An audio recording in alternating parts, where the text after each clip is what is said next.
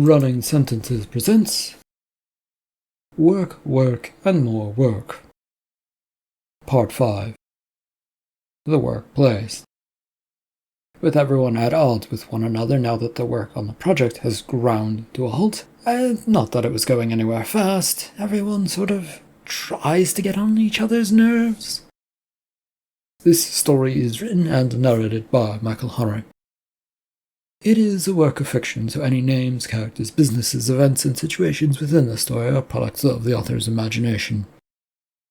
Any resemblance to real people, situations, characters, businesses, events, and/or fictional businesses, characters, events, and so on is purely coincidental.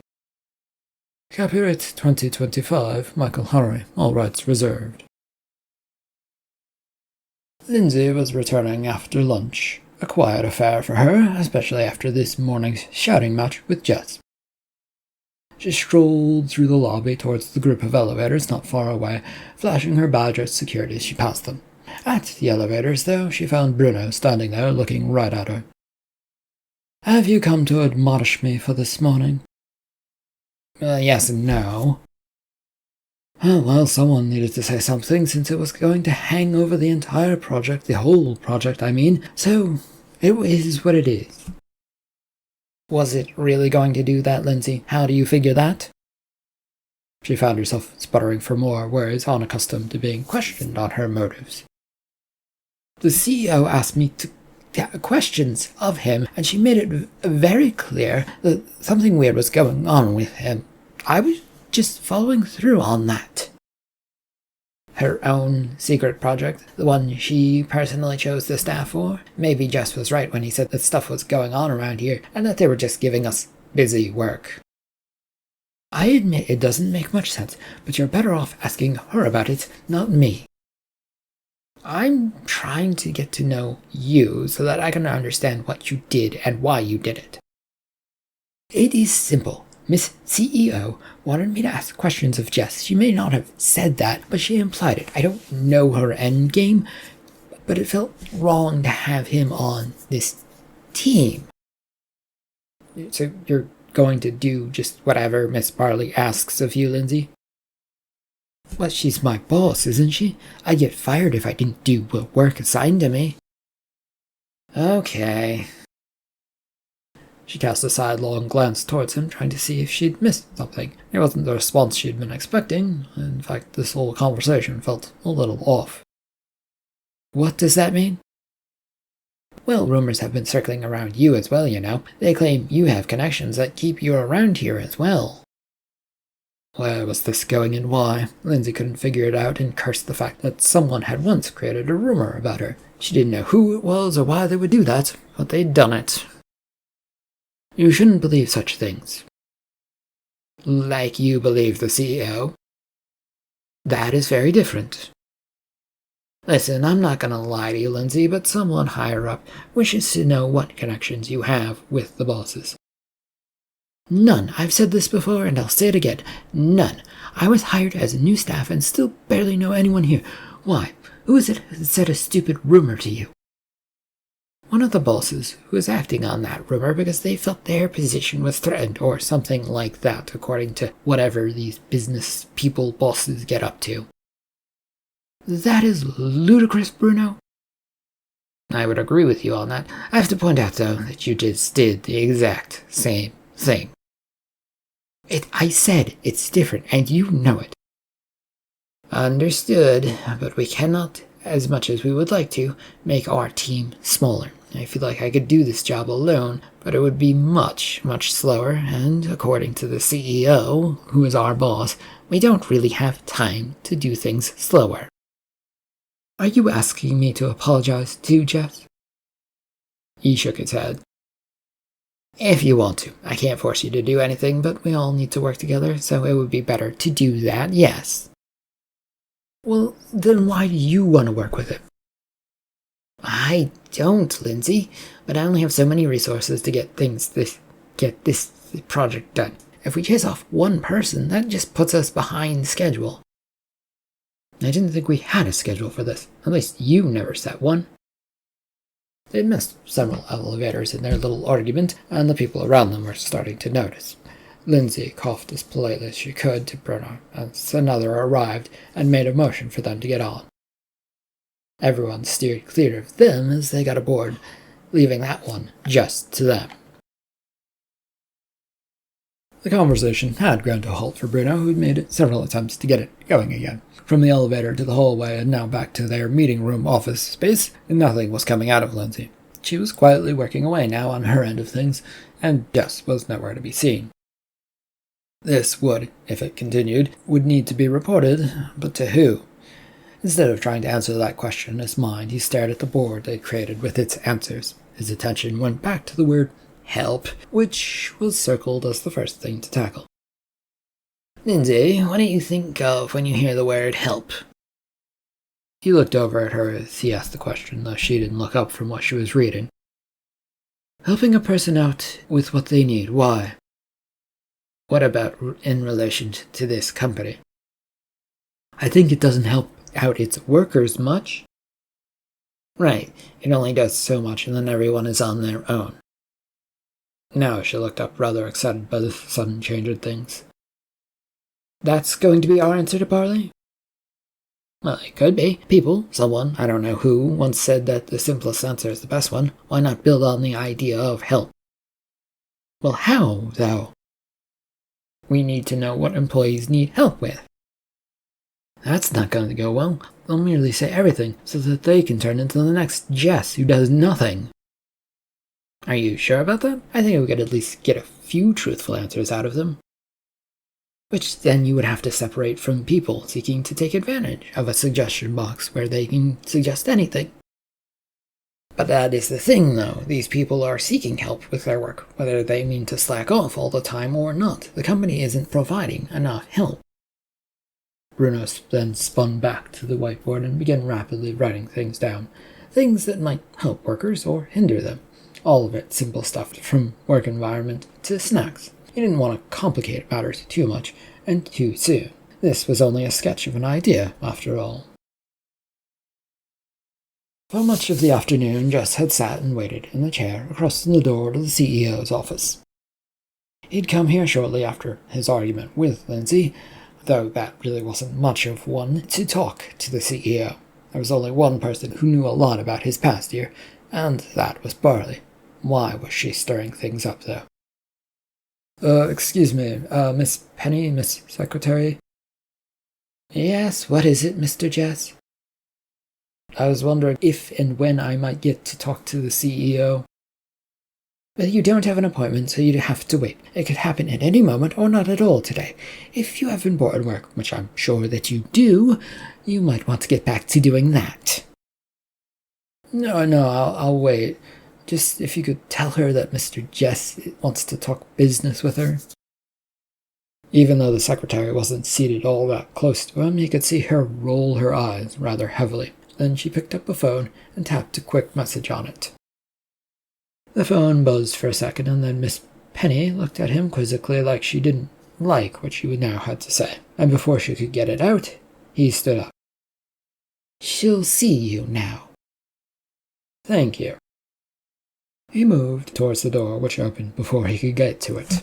Barley stood in it, staring him down. What is it exactly that you want?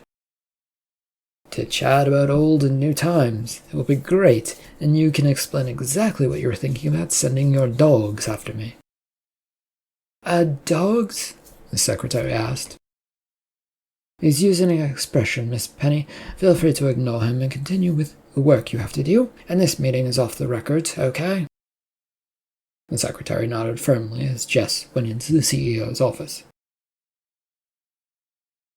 Well, what do you want? Jess had barely managed to make it a few feet into this nice, luxurious office space before that question was asked by Barley. The slamming of the door behind them by Barley put a nice heavy point on all of it that this wasn't going to be friendly.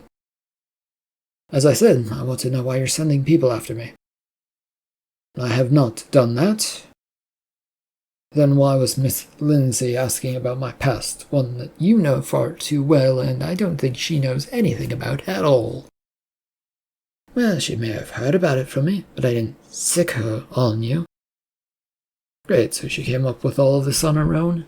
And for what purpose? All it's done is create distractions from your own project that I'm assuming you're using to save your job. I'm guessing that's what this is all about in the first place. No, the project is about improving the company, Jess. You already know how to do that, though.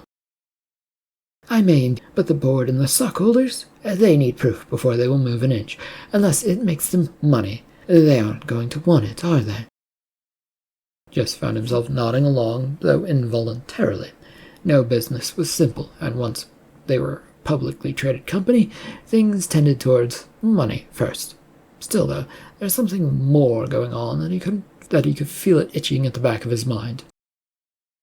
Then what is going on that you don't want me to know? You're covering something up? She walked past him, heading for her desk, with an exasperated sigh roaring out as she goes. Oh, you think I'm up to some sort of grand scheme? In order to survive at the top of the top? Yeah, you're up to something, and it is only a matter of time before I found out what it is. You can either tell me now, or I can go talk to others about it. No, there is no grand scheme. His head tilted to the side, trying to figure out if that was the honest truth, or if it was worth trusting that sort of comment from her. She was a noted snake who used people to get where she was, so... You could try a more believable lie. I cannot. I told you all that there is to tell. Now you may leave me in peace. No, there is something I want to understand before I go. If you do not leave, you will be fired. He waved his hand away to dismiss that threat. At some point, it might have worked on him. The way things were right now, though, with the way she was acting, he didn't particularly care. What is your goal for this company? What are you asking me? Aside from making money, what do you want this company to achieve? It hasn't produced a new product in ages. The staff that were creative all have left, and you're running most of the things into the ground. I have not. I have been trying to save this company. Then why are you creating secret research programs to save things? You don't care about the workers and have let many go. This doesn't make sense unless you're planning something else, and something big. She growled at him and comes stomping back over so that she can wave a finger in his face. Why would I tell you anything? You were one of the ones responsible for running the company into the ground the first time. No, I actually didn't do that, since I wasn't the head of the company. Yes, I helped found it, but I was never higher than a manager of a research department. You already know that. Go away. There's nothing for you here. I have nothing to tell you. If you don't tell me, I will just go find out from someone else what you're hiding and tell everyone. Okay, you're fired. There, problem solved. With a grin that was more of a smirk, he turned and headed for the door. I mean it. You really are fired. Don't go anywhere you aren't allowed. My stuff is at the meeting room you assigned us. I have to go get it. Send security to follow me or something. I don't really care or mind, but I'm gonna go get my stuff. You? The CEO's words were cut off as Jess slammed the door behind him. Glancing over his whiteboard, Bruno was idly tapping it with his markers to help himself think. The tap, tap, tap was getting on the annoying side, but in a silent room, other than some shuffled papers, it was welcomed by him. Could you please stop that? I need to think. It's bothering my thinking. What thinking are you doing, Lindsay? I'm trying to figure out how to pitch help so that it doesn't sound like I'm pitching the word help as our solution. Isn't that what you're doing? Well, yes, but you know that tapping is helping me think about that. There was a rather long, drawn-out, probably exasperated sigh from her, which he didn't turn to look at. Nope, he wanted to tie in 2 words that they'd come up with to better make things work. But how? Study and agreement, their other words, sounded rather pretentious when compared to the simplicity of help, which they'd settled on. I'm sorry, by the way. About what? Chasing away Jess? What else would I be apologizing for? He'd opened his mouth to respond, but he didn't get the chance as the door opened, and in walked the man they were talking about. He, though, was followed by two security-looking people. "What's this? What's going on?" Bruno demanded to know. "Oh, them? The guards, you mean? Oh, it's rather simple. I got fired." "Oh, what, Jess?" Lindsay asked, surprised. "One can only question things so far when it comes to the CEO before she's had enough. I pushed that line pretty hard." "But our work, Jess," Bruno pointed out. "Well, I'm not important enough to make her feel I'm worth sticking with and around, so feel free to ignore me. I'm here to collect my stuff." "What do you mean?" "Yes, what is going on? Answer Bruno's question and then answer mine." Jess paused at his little spot at the meeting table, grabbing up a few of his personal items that he had on it. "I talked to Barley about her telling Lindsay things. It got into a little confrontation because she doesn't know what she's doing. Therefore, I got fired for pointing that out. Simple, really." "This project, though." "We'll move on without me, Bruno. You can go complain about it to the bosses, but this is the end of me here at this company. It is perhaps too long coming, at least according to Lindsay over there." "Was this some sort of trick?" "Why would I trick you, Lindsay? What would be in it for me other than to feel good about how this is ridiculously silly? My joy in life has always been my work." "Well, you could have fooled me on that last part. Your work effort is abominable." Whatever. Stop antagonizing each other, Miss Lindsay and Jess. Where is Miss Barley?" "Her office the last time I saw her. Maybe she followed me in security down here to make sure I left, but I didn't see her out there." That settled the matter. Before any of his workers were being fired, he would need to talk to the boss. This was going to undercut his job, and if they weren't going to replace Jess, then there would be a real big problem with this project. It was weird. The second that Bruno thought about all of that, since he was not supposed to care about workers, but yet he somehow cared. He'd been taught by these bosses to be dispassionate about all things worker-related, and here he was, sort of caring about the whole thing. "I will not have one of my workers taken away from me. Security, no one is to leave this room until this matter is sorted out." With all due respects, sir, you don't take orders from you, Mr. Bruno." "If you don't do this, then the whole operation goes up in flames. I will quit, and this will leave a bit of a problem." "But will it now, sir? I would like to see that." "Yes, that's why I'm threatening to do it. Listen, just make sure everyone stays here for a few moments while I have a chat. That is all I'm asking of anyone, and just stay." Lindsay had not followed Bruno's orders, instead following him right out to the hallway. They'd managed to get a few steps out there before coming to an abrupt stop. The CEO, Miss Barley, stood there, along with Mikhail, both having a bit of a staring contest and blocking the hallway. "Firing people means you recognize that this project isn't viable and therefore must be shut down, along with other of your vanity projects. We don't have the money to throw away on such things," Mikhail told her. "This is merely cleaning up a mistake that everyone recognizes. Firing one person isn't the end of the world." "He's the one person, Barley. We don't want to be firing. Institutional knowledge and all that mumbo-jumbo." "He challenged my ruling of this company." "Everyone does that. That's why we're in this situation in the first place. Why you got the CEO job, so that the board could run all over you, Barley." The back and forth was going so fast that Lindsay wasn't sure she was keeping up, or if keeping up was a good idea in the first place. It wasn't long, though, before one of them looked towards their direction and narrowed a glare towards the two of them. Lindsay managed to get herself into a spot behind Bruno, where she might not be so visible, knowing that it was probably all too late. "Bruno, are you here to complain about the firing as well?" "Well, yes, but, It is a simple question, Bruno. Answer Mikhail at once," Barley ordered Bruno. "I don't know if it is simple. I wanted to find out what's going on and why you're firing Jess. And, if you are, can we replace him?" He questioned my rule of the company, so I cannot have that. So yes, he is being fired. Why not, Barley? Everyone questions your rules at this company. No, they don't, Mikhail, and you should shut up before I send you packing as well. Is this political madness that Jess warned us was coming? Did he warn us, Lindsay? She shook her head, trying to remember, but nothing was coming at the moment. I think so, Bruno. I mean, it was all political engagementship or something. Well, I can't exactly use that with these two. They aren't going to listen to us.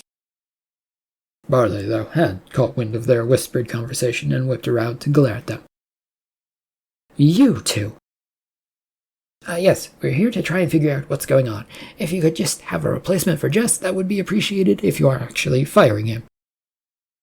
Peeking out behind Bruno, Lindsay added, They just have to be willing to work with us, that's all. No one is going anywhere. Barley then glared at Mikhail for saying that.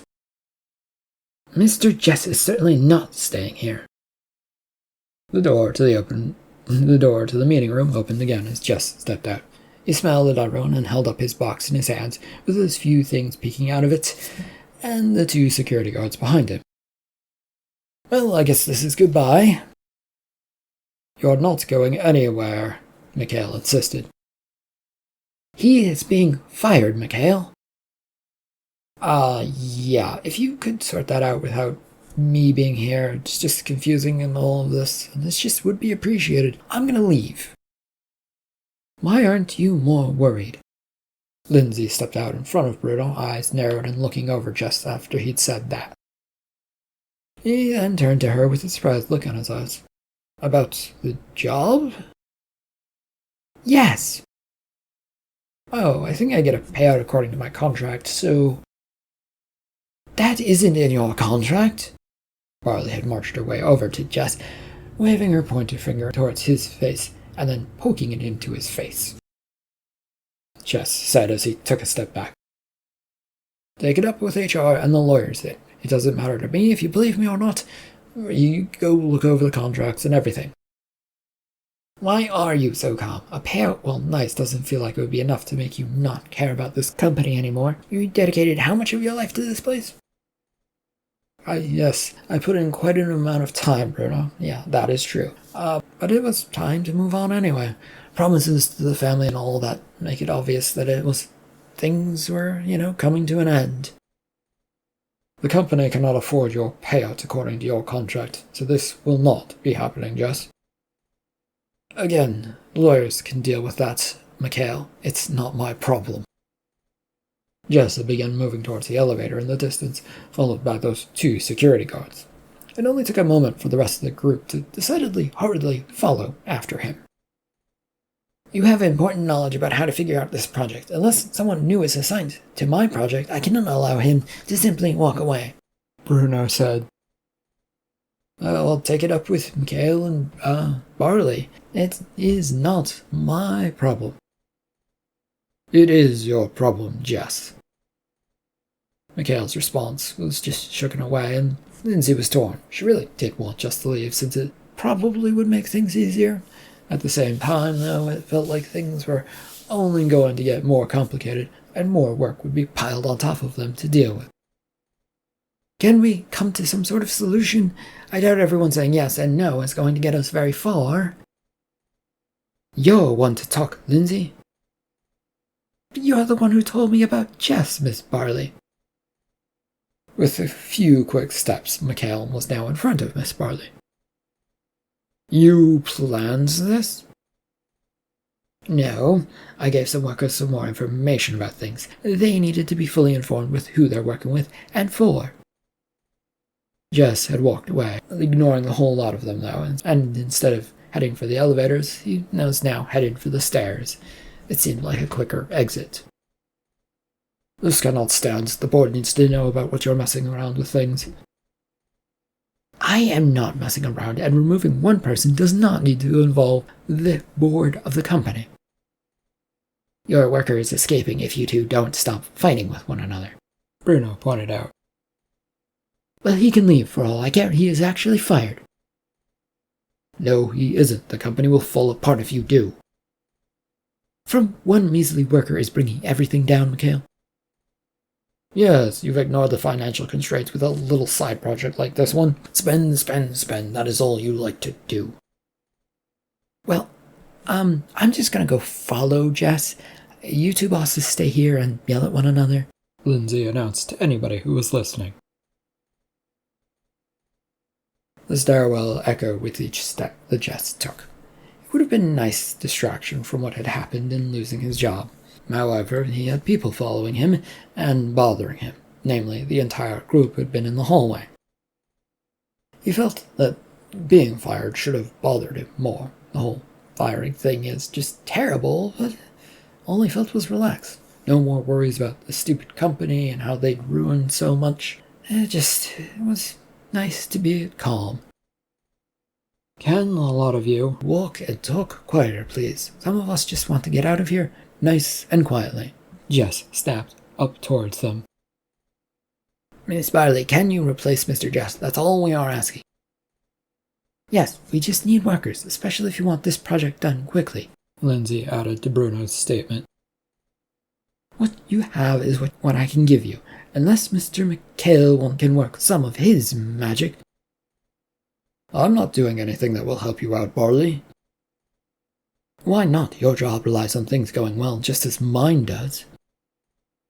I'm further down the hierarchy, so even if it does rely on me, it won't affect me much. I just get on by. Jess scowled to himself as he continued to go as fast as he dared down the stairs with the box. Why no one was listening to him now that things were clear and easy to understand, he couldn't figure out. It was simple. They needed to be quiet and let him just go on his way. Well, I do not want to announce the end of the special project, but without at least one new worker, I don't think we can carry on, Miss Barley. Yes, exactly. We don't specifically need Jess, though he seems smart. We need someone to help us get to the finish line. We're so close to a breakthrough. The group had come to a stop, aside from Jess, who was happily using this chance to get a little bit further away. He was still slightly listening, though, despite not wanting to. He was almost home free. A couple of more staircases to the lobby, and this would be all at an end. It was a bit bittersweet, but it had to come to an end, so he'd deal with it. What kind of breakthrough are you two talking about? Mikhail demanded to know. Is it an actual situation you think you can exploit for the betterment of the company, you two? Or is it one of those million-dollar ideas that no one can actually implement? Barley said. I'm not sure what you mean by that last part, Miss CEO, Miss Barley. Our work, though, has a basis in reality and can work, but it might not be liked by the higher-up staff. Both bosses looked annoyed upon hearing this from Bruno and turned away. Mikhail had glanced down the stairs, whereas just looked up, and he had to frown in response to seeing those. He'd been spotted. You're not leaving, Jess. Yes, I think I am, actually. You leave, it is considered quitting, Mikhail retorted. The boss already said I'm fired, so no, it doesn't count. Doesn't fly. Deal with the lawyers and all of that. Why don't you want him fired, Mikhail? Barley demanded to know. If we don't have the money to settle the situation, and there's a good chance we don't, he could wind up with the company, even if it's just the title of it and potentially our building. We just don't have the money to deal with this. Well, it would be in name only. It wouldn't be worth anything to anyone. Jess had actually not thought of that, which could potentially fetch a pretty penny for what was ever left of this place. But he decided to tune out whatever else they were saying as he'd arrived at the door that would lead to the lobby. And freedom. That much needed freedom from all of this. A glance up and a lot of chattering steps told him that they really weren't going to leave him alone on this, although they really should at this point. Bruno found himself at the lead of the chase after Jess. If only he'd taken the first steps once they'd realized the man was in the lobby. It hadn't taken long to get there, and the group was hurrying across the lobby floor towards the front door where Jess had been stopped. A large man in a well-fitted suit was blocking the doors out. "I am leaving, so if you could be so kind as to step aside, sir." "No." "Well, why not, sir?" "I'm here to stop a mistake from happening, a grave one by the CEO." The man who said this was studying his fingernails out of boredom. "I see. That's nothing to do with me, so if I could simply get to the door, I would be out of your way." "I take it, then, you do not recognize me." "Ah, Mr. Parley, what brings you to the office? I mean, you can be here without a problem, of course, just that you never show up unless there's a board meeting to lord over." "I was here for some other matters when I heard a rumor about firing of a certain employee." "Well, rumors are nonsense. You know better than to listen to such things, sir." To Bruno, though, things had gotten weirder. As he was listening to Barley and this man speak, this Portly, the man was vaguely familiar, yet he couldn't quite place him. Not yet, anyway. It wasn't to do with the business, but as a child, his mind was coming up with. He shook his head, trying to get whatever memory it was loose into the front of his mind. "I'm not important, so I can be fired and sent on my way. I just need to get out the door." "I have a way to settle this. Just waive your contract that would pay out the money to you, right? Just waive your contract." "No, why would I, Mikhail?" "You'll be allowed to leave if you do." "It is a nice try, Mr. Mikhail, but there are no lawyers present that can bind such things together. A nice effort, but pointless. And why do you keep staring at me, Mr. Bruno?" The feeling of his back had gone stiff. Bruno did his best to keep it straight so that he could front this issue that he's now at the front of his mind. "I think I know you." "And why would you know me?" A memory of seeing a younger version of this man exiting his mom's home flashed through Bruno's mind. He sucked in a bitter breath. "You were my stepdad for about a month." End of part 5 of Work, Work, and More Work. Thank you for listening.